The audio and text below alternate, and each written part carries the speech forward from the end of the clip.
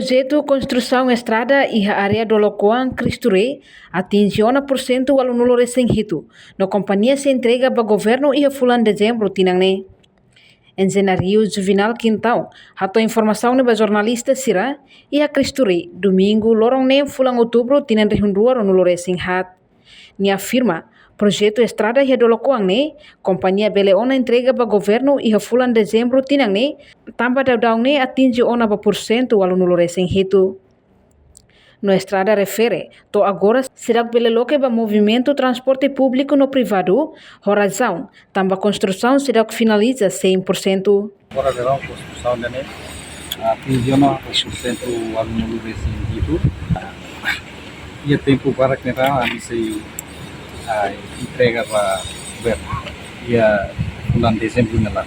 Agora kira terus tahunnya, oh lampu.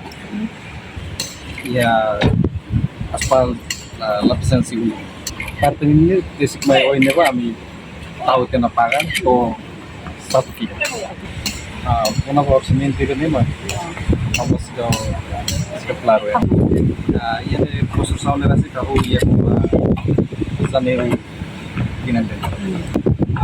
Ia kuna war dificuldade inicio ami sorone miliu ba tas ini memang kalau rumah laloran mai makal ami labele kalau service. Sekarang ini ya ni kilometer ida. Si oin bato sekarang. Dia buang kita kuliah di kono aspal 8 meter. Iya kosong. Agora kami sudah atuiza transporte pribadi o motor siremos. Tama sirakan baik be. Oh asa agora sira o entender mais asa licença ba ami nema ori ami autoriza tama. Ter observação jornalista Tifi Timor Poste terreno observa, mas que transporte sira ladau bela acesso, mebe comunidade sira hahu na kono ia fatin refere, ho contente, balung bahalo exercício físico, balung fali bahalo refreshing de tia fatin refere. Reportagem Melania Conceição, Televisão Timor Poste. Janela informação ba emogoto.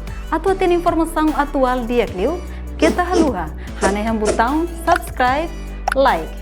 Halo komentário no Fahe Tutang ba media sosial hotu.